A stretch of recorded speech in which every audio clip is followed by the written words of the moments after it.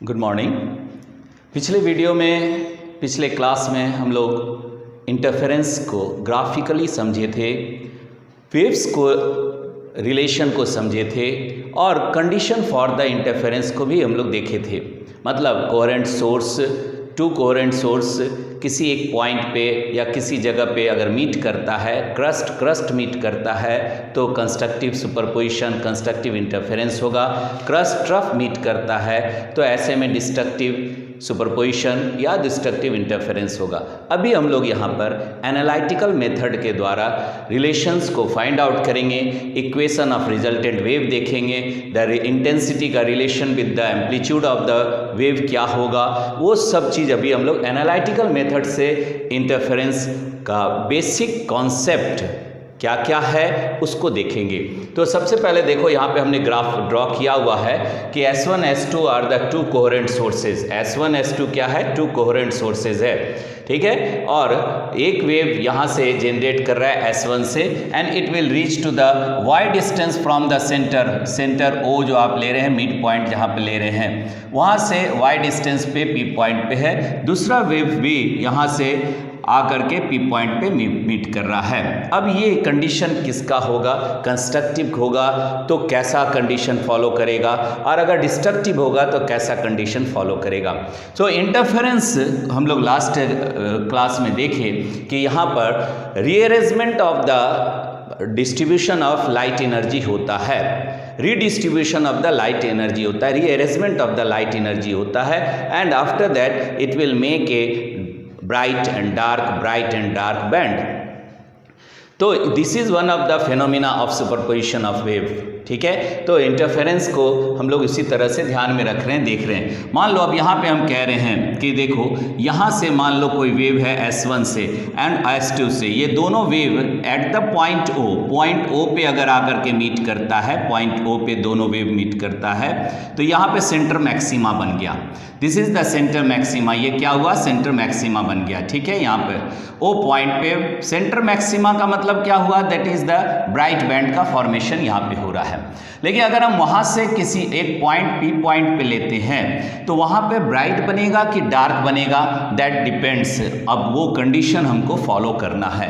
मान लो सपोज करो y1 S1 से वेव जो निकल रहा है वो x डिस्टेंस को रीच कर रहा है, x डिस्टेंस मूव कर रहा है टू द P, और y इसका वेव रिलेशन क्या है? क्योंकि यहाँ से जो वेव निकल रहा है S1 S2 are the coherent source, इसको हम यहाँ लिख भी सकते हैं कि S1 and S2 are coherent source, coherent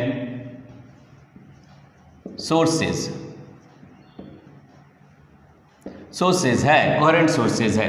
तो ऐसे में यहाँ सेम फ्रीक्वेंसी और सेम वेवलेंथ का ले रहे हैं और ये हार्मोनिक वेव यहाँ से प्रोपोगेट कर रहा है। मान लो यहाँ पर x डिस्टेंस आपने लिया, हार्मोनिक वेव S1 से कितना हो रहा है? y1 is equal to a sin omega t, और S2 से अगर हम कंसिडर करते हैं तो ये डिस्टेंस कितना हो जाएगा? ये डिस्टेंस हो गया, अगर आप यहाँ पे देख रहे हैं तो एक पाथ डिफरेंस मिल रहा है S1 और S2 के बीच में। कितना पाथ डिफरेंस मिल रहा है? डेल्टा x का। कह सकते हैं यहाँ पर कि कितनी दूरी है यहाँ से? x plus delta x।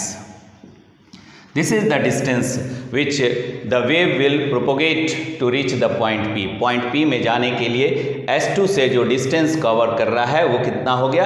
तो पाथ डिफरेंस, डिस्टेंस में कितना डिफरेंस है? डेल्टा x का डिफरेंस है दोनों में। अब एक बात और, यहाँ से आपने S1 से एक परपेंडिकुलर ड्रॉप किए, ये रहा परपेंडिकुलर, और आप यहाँ पे देख रहे हैं परपेंडिकुलर 90 डिग्री आपने ड्रॉप किया यहाँ से S1 से, सो दैट कि ये पॉइंट और ये पॉइंट जो आप ले रहे हैं इससे दूरी सेम हो गया।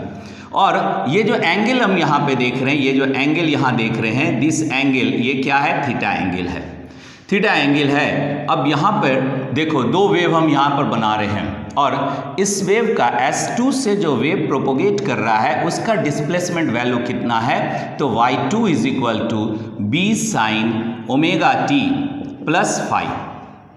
This is the relation. y2 is equal to b sin, इसको थोड़ा क्लियर देखो, y2 इज इक्वल टू, ये यहाँ से वेव जा रहा है, y2 is equal to b sin omega t plus five, दोनों ही वेव y1 और y2 जो डिस्प्लेसमेंट आप देख रहे हैं s1 और s2 से, दोनों ही साइनोसोडियल वेव है। ठीक है, हार्मोनिक वेव है। ठीक है, हार्मोनिक वेव आप कंसीडर कर रहे हैं यहाँ पर y1 और y2 को, और ये पॉइंट P पे मीट कर रहा है। अब देखो यहाँ पे क्या क्या बात आप यहाँ पे नोटिस किए कि सेंटर तो मैक्सिमा हो गया, सेंटर में दोनों सेम पॉइंट पे मीट कर रहा है और दोनों जगह से सेम डिस्टेंस पे मीट कर रहा है, तो ऐसे में सेंटर मैक्सिमा हुआ। लेकिन P पॉइंट कंस्ट्रक्टिव बनेगा या मिनिमम बनेगा, मतलब डिस्ट्रक्टिव बनेगा, ये हम लोग अब देखेंगे यहाँ पे। तो सेंटर ब्राइट हो गया, आपने कोहेरेंट सोर्स कंडीशन में लिया हुआ है कि two coherent source meet at a point, then it may be the constructive और डिस्ट्रक्टिव इंटरफेरेंस। अब देखो इसी बात को हम लोग यहाँ पे दो वेव आपने ले लिया, डिस्प्लेसमेंट आप दोनों का देख रहे हैं और किसी पॉइंट पे मीट कर रहा है, इसका माने यहाँ पे क्या हो रहा है, सुपरपोजिशन ऑफ वेव हो रहा है। तो हम यहाँ लिख सकते हैं according to superposition of wave, according to superposition of wave, waves आपके पास क्या है, तो रिजल्टेंट वेव।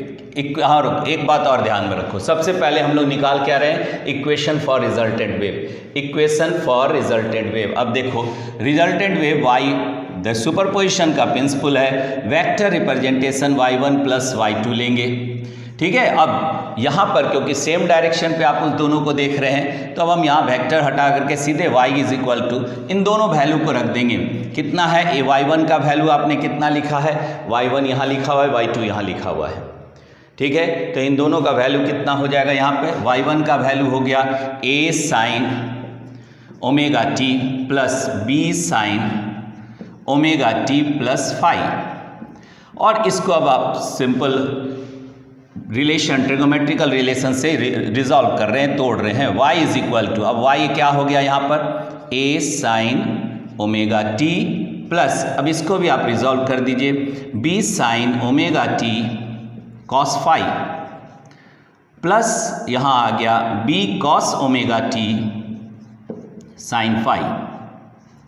अब ये रिलेशन से हम कॉमन ले लेंगे, यहाँ भी देखो साइन ओमेगा टी है, यहाँ भी साइन ओमेगा टी है, तो इन दोनों से साइन ओमेगा कॉमन ले लिए। So y is equal to कितना हो गया, a plus b cos five, that is, और यहाँ कितना आया साइन ओमेगा टी प्लस, इनके साथ रिलेशन क्या आ गया, तो यहाँ पर भी हम लिख रहे हैं b cos, b sine five को अलग कर दिए और यहाँ हो गया into cos five cos omega t, और इसको इक्वेशन नंबर 1 कर दिए। अब यहाँ से हम एज्यूम करने जा रहे हैं, लेट मान लेते हैं इतना बराबर एक रिलेशन आप ले रहे हैं a plus b cos five, that is equal to cos theta, और या इसको आप ऐसे भी लिख सकते हैं r cos theta, r cos theta, r cos theta, और इसको इक्वेशन नंबर 2 मान लिए।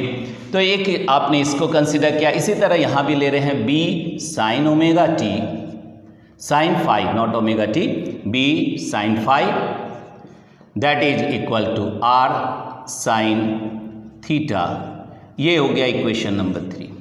ना इन दोनों को यहाँ सब्स्टिट्यूट कर देते हैं, तो ऐसे में हमको इक्वेशन मिल जाएगा। तो इनके जगह पे हम लिख दिए क्या, y इज इक्वल टू, सीधे लिख सकते हैं सब्स्टिट्यूटिंग, क्या सब्स्टिट्यूट कर रहे हैं, 2 and 3 इन इक्वेशन 1 में 2 और 3 को सब्स्टिट्यूट कर दिए, तो y का वैल्यू कितना आ गया, a प्लस बी, इतना के जगह आप लिख सकते हो r cos theta sine omega t plus, यहाँ पर इनके जगह पे अब रखा जाएगा b साइन के जगह पे r sine theta cos omega t. अब ये एक रिलेशन हमको मिल गया।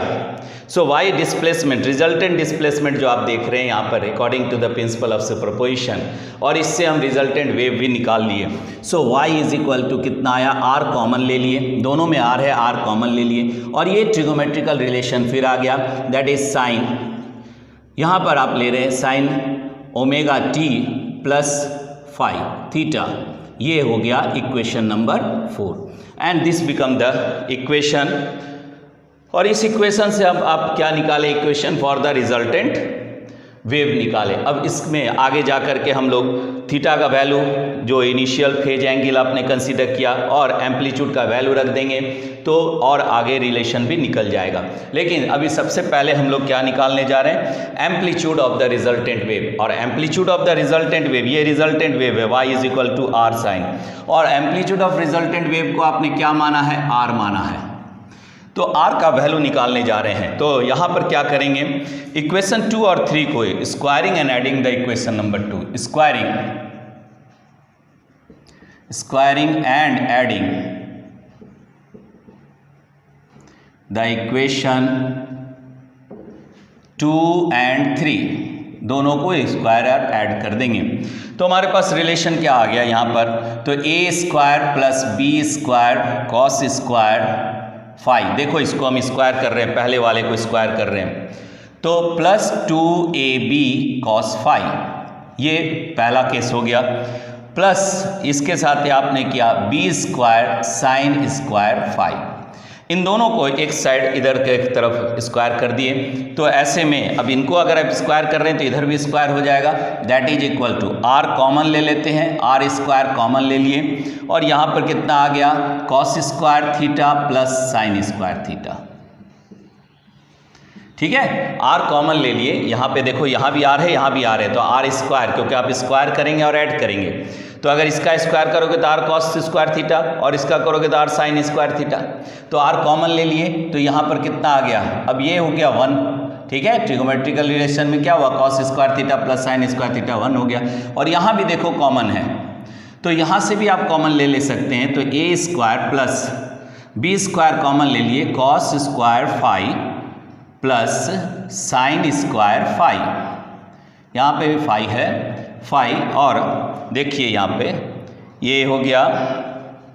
तो ऐसे में इतना कॉमन ले लिए, प्लस 2ab cos फाई, और दैट इज इक्वल टू, अब ये इक्वल टू कितना हो गया, r स्क्वायर के इक्वल हो गया, क्योंकि इतना के जगह 1 रख दिए। या चलो एक स्टेप और लिख देते हैं, cos square theta plus sine square theta.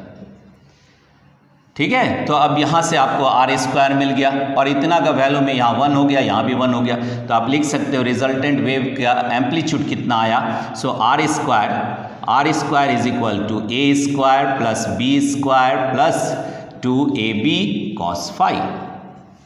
और इसी को हम कैसे लिखेंगे, तो r अगर निकालना चाहते हैं तो ये रूट अंदर चला गया, रूट अंडर क्या हो गया, a square plus b square plus 2ab cos phi.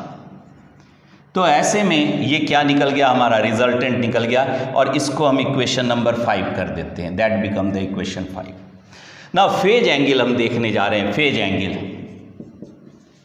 Angle, और फेज एंगल के लिए क्या कर रहे हैं, डिवाइड करने जा रहे हैं इक्वेशन 3 को from equation 2, dividing equation 3 from 2 से इक्वेशन 3 को डिवाइड कर देते हैं। तो ऐसे में आ गया r sine theta that by r cos theta, that is equal to, यहाँ कितना आ गया, a प्लस इसमें आ गया b sine phi by a plus b cos phi. अब यहाँ से थीटा, यहाँ देख रहे हो tan थीटा हो गया, r कैंसिल, तो ये हो गया आपका tan of the theta is equal to, इसको हम लिख सकते हैं। अब इसको देखो, यहाँ से रिलेशन को हम ऐसे थीटा एंगल भी निकाल सकते हैं, ये हो गया tan of the theta is equal to b sine phi by a plus b cos phi, और यही आप लिख सकते हैं, this implies theta is equal to tan inverse, या इसको आप यहाँ देख लीजिए, ये हो गया रिलेशन tan का, और फाई एंगल निकाल रहे हैं। ठीक है, फाई एंगल अगर हमको थीटा निकालना है इनिशियली, तो थीटा इज इक्वल टू हो गया tan inverse b sine phi by a plus, इसको यहाँ पर ब्रैकेट कर देंगे, -1 ब्रैकेट कर दिए, और हो गया a plus b cos phi. So ये आपका हो गया equation number, this become the equation number 6। तो फेज एंगल भी आपने निकाला, रिजल्टेंट का फेज एंगल और रिजल्टेंट का वैल्यू आप यहाँ पर कैलकुलेट किए amplitude of the resultant wave, amplitude of the resultant wave और phase angle of the resultant wave दोनों आपने यहाँ पे निकाल दिया। ठीक है, इसको देख लीजिए।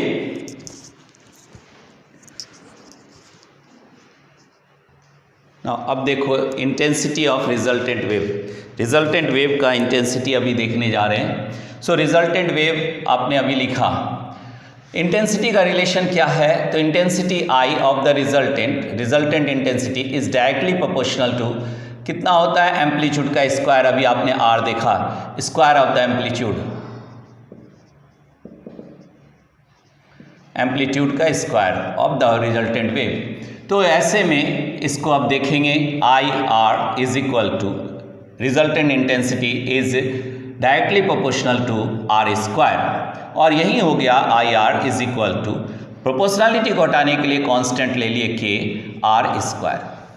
अब यहाँ ध्यान देना है कि आर का वैल्यू आपने लिखा I are is equal to k, और इसके जगह पे हो गया ए स्क्वायर, आर स्क्वायर है तो A square plus B square plus 2ab cos phi, और यहाँ से के के साथ रिलेशन अगर बना दे तो I are is equal to k a square plus k b square plus 2kab cos phi.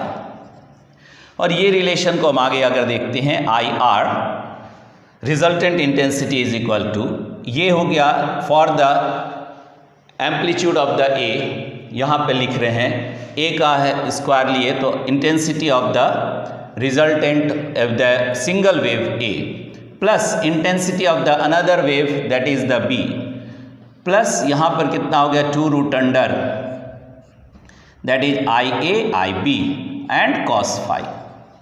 So ऐसे में ये जो रिलेशन हमको मिला this is called interference factor, इसी को कहेंगे, मीन्स इसको इक्वेशन नंबर हम लोग 7 लिख देते हैं, और यहाँ पे बात कर रहे हैं कि 2 root under I A I b cos phi is known as interference factor, interference factor.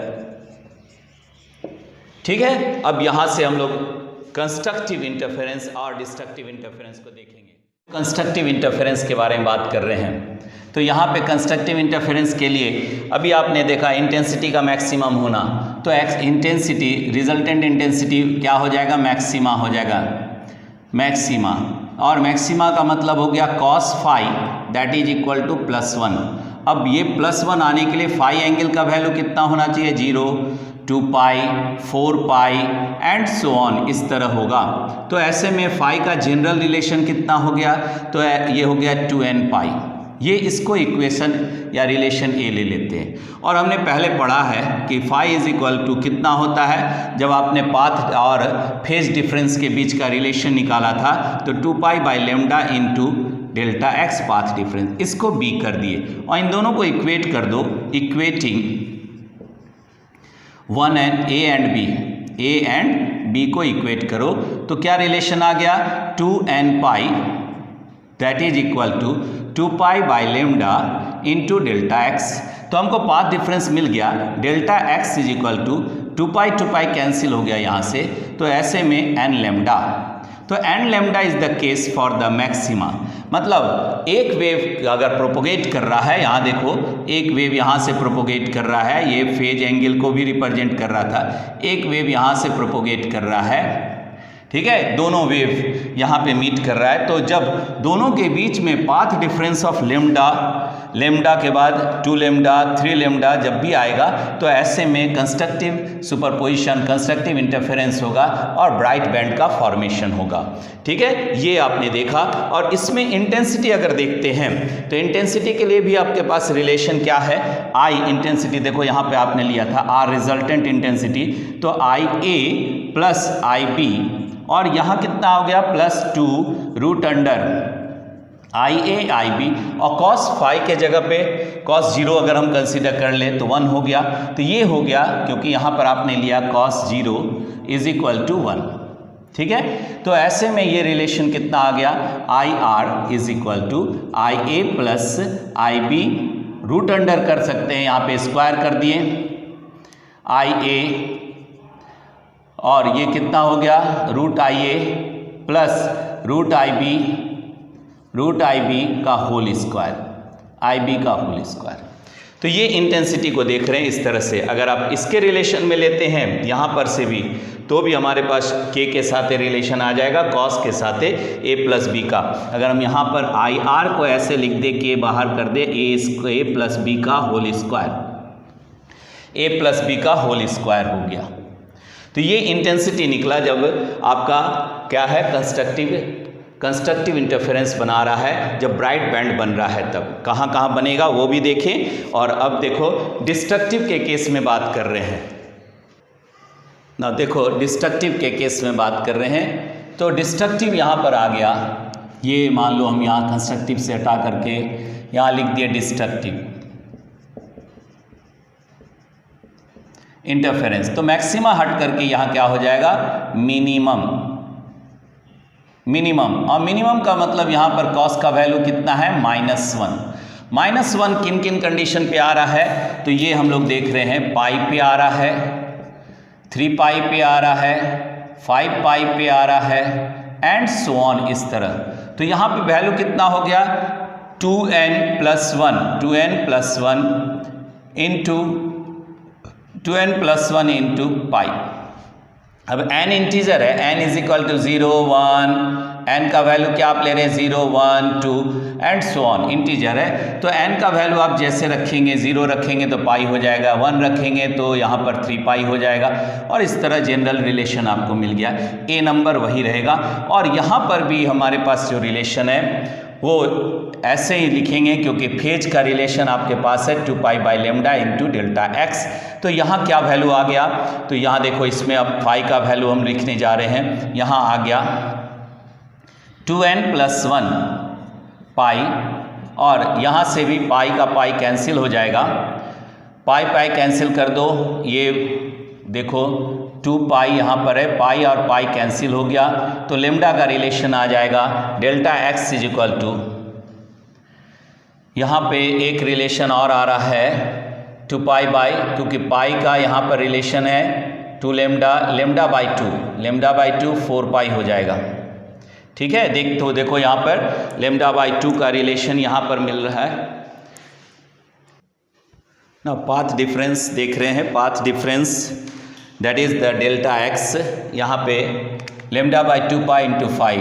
अब ये पाथ डिफरेंस पे फाई का वैल्यू यहाँ सब्स्टिट्यूट कर दो, तो फाई का वैल्यू आ गया, तो delta x is equal to कितना हो गया lambda by 2 pi into path phase हो गया आपका 2n+1, ये पाई हो गया। अब यहाँ से पाई और pi cancel, so delta x that is the path difference कितना आया for the destructive interference that is the 2n+1, और यहाँ पर हो गया लेमडा बाई 2, ये रिलेशन आपका आ गया, दैट इज फॉर किसके लिए आया डिस्ट्रक्टिव इंटरफेरेंस। अब डिस्ट्रक्टिव इंटरफेरेंस में अगर हम इंटेंसिटी को देखते हैं, इंटेंसिटी, तो ऐसे में यहाँ पर क्या मिल रहा है आपको इंटेंसिटी, कॉस का वैल्यू -1 लेना है, -1। तो -1 के लिए आपको यहाँ क्या हो जाएगा माइनस हो जाएगा। ठीक है, तो -1 कॉस का वैल्यू -1 अगर आप रख देंगे तो यहाँ माइनस हो जाएगा, और ये रिलेशन भी यहाँ पे माइनस हो जाएगा। इधर भी हम देख रहे हैं a माइनस बी का होल स्क्वायर हो जाएगा। तो इस तरह करके आप इंटेंसिटी निकालें जब डिस्ट्रक्टिव इंटरफेरेंस ले रहे हैं। तो दोनों ही कंडीशन आपने देखा, इससे पहले कंस्ट्रक्टिव इंटरफेरेंस में ब्राइट बैंड का फॉर्मेशन हो रहा है, प्लस पॉजिटिव हो रहा है, और डिस्ट्रक्टिव इंटरफेरेंस में डार्क बैंड का यहाँ पर कंडीशन आपने कंसिडर किया। अब देखो एनर्जी डिस्ट्रीब्यूशन पे बात करेंगे हम लोग अभी। देखिए यहाँ पे एनर्जी एंड इंटरफेरेंस के बारे में बात कर रहे हैं। इंटरफेरेंस फ्रॉम इक्वेशन नंबर 7 देखते हैं। सो आई आर रिजल्टेंट आपने लिखा IA plus IB plus 2 root under IA IB, और कॉस फैक्टर आपके पास है cos फाई। अब ऐसे में एनर्जी का रिलेशन हम यहाँ पे देख रहे हैं। तो एनर्जी कितना हम बात कर रहे हैं कि यहाँ पे मान लो सपोज करो if IA is equal to IB is equal to I0 लेते हैं, तो ये रिलेशन हमारे पास क्या हो जा रहा है, IR is equal to twice of the means यहाँ पर भी आई नॉट ले लिए, यहाँ भी आई नॉट ले लिए, तो इसको आप I not plus 2 root under I not का स्क्वायर कॉस फाई।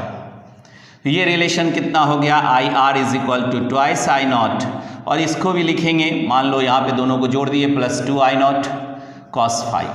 तो ये रिलेशन हो गया I are is equal to 2 common I naught common ले लिए, सो 1 प्लस कॉस फाई, और इसका रिलेशन है दिस 1 प्लस कॉस फाई को हम लोग लिख सकते हैं that is I are is equal to 2 I not, trigonometrical relation है, that is the cos 2 cos into कर दे रहे हैं यहाँ पे इंटू 2 कॉस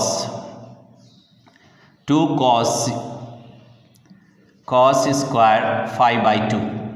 तो ऐसे में ये रिलेशन हमारे पास आ गया कॉस स्क्वायर 5/2। अब इसका वैल्यू हम यहाँ पे बैठाएंगे, ठीक है, 2 का जो वैल्यू आ रहा है 2 कॉस स्क्वायर 5/2, ये ट्रिगोमेट्रिकल रिलेशन इसके साथ आ गया। So I are is equal to, यहाँ पर आपने लिखा 4 आई नॉट, और ये कॉस का वैल्यू यहाँ पे ले रहे हैं that is the cos square 5/2। अब कॉस का वैल्यू अगर 0 कंस्ट्रक्टिव में आ रहा है तो यहाँ पर अगर 5/2 इज इक्वल टू 0 लेते हैं, यहाँ पर देखो अगर 5/2 इज इक्वल टू 0 लेंगे तो ऐसे में intensity will be the maximum 4 I not. तो ये चीज़ हम यहाँ पे दिखा रहे हैं कि resultant intensity I not peak value कब हुआ, जब आप कॉस का वैल्यू, एंगल का वैल्यू 0 ले रहे हैं, कॉस मैक्सिमम कर देंगे। यहाँ पर क्या हो गया, कॉस स्क्वायर 0 अगर आप लेते हैं तो कॉस 0 इज इक्वल टू 1 हो गया पॉजिटिव। तो कंस्ट्रक्टिव का केस हो गया, यहाँ पे आपका एनर्जी लेवल का इंटेंसिटी कितना आ गया, 4 आई नॉट आ गया। लेकिन अगर हम कॉस का वैल्यू π/2 कर दे रहे हैं, 90 कर दे रहे हैं, ठीक है, π/2 कर दे रहे हैं, तो ऐसे में ये वैल्यू कितना हो जाएगा, 0 हो जाएगा। अगर हम मान लेते हैं कि that I are is equal to 0 for किस कंडीशन के लिए, तो 5/2 इज इक्वल टू कितना आ गया, यहाँ पे cos 0 लिए या फिर आगे बढ़ते चले गए π/2 90 डिग्री, ठीक है, एंगल आपके पास है। तो ऐसे में cos का वैल्यू कितना हो जाएगा, cos 90 is equal to that is equal to 0। तो यहाँ पर मिनिमम कंडीशन आ रहा है, इसका मतलब एनर्जी का रीडिस्ट्रीब्यूशन यहाँ देख रहे हैं, जहाँ मिनिमम हो जा रहा है वही पार्ट यहाँ पे इंक्रीज कर रहा है। और अगर हम एवरेज इंटेंसिटी लेते हैं, एवरेज इंटेंसिटी, तो ऐसे में I average is equal to कितना हो गया, तो आई फॉर द मैक्सिमा, ये R1 और आई R0 जो आप ले रहे हैं for maxima that is the 4 I not plus 0/2, तो ये हो गया 2 I not, that is the average. और एवरेज को आपने यहाँ दिखाया है कि 2 आई नॉट एवरेज है, लेकिन जब वहाँ पर 0 हो रहा है वो एनर्जी रीडिस्ट्रीब्यूट होकर के ऊपर चला आया तो मैक्सिमम ब्राइटनेस आपको मिल रहा है। इस तरह करके हम लोग इस बात को समझ रहे हैं। नेक्स्ट वीडियो में हम लोग अभी देखेंगे यंग डबल स्लिट एक्सपेरिमेंट, और उसमें फ्रिंजेस को देखेंगे, bright fringe and dark fringe. Till that इसको आप देख लीजिए कि एनर्जी का भी डिस्ट्रीब्यूशन है, और एनर्जी का डिस्ट्रीब्यूशन आप इस तरह देख रहे हैं कि जहाँ 0 हो रहा है वही पार्ट उठ करके ऐड हो जा रहा है और ब्राइट बना रहा है, और डार्क बना रहा है, फिर डार्क बना रहा है, फिर ब्राइट सेंटर ब्राइट बन रहा है। इस तरह का रिलेशन है, ठीक है। ये था all about the analytical method based for the interference, basic theory ये था। तो नेक्स्ट वीडियो में हम लोग जाएंगे तो फ्रिंज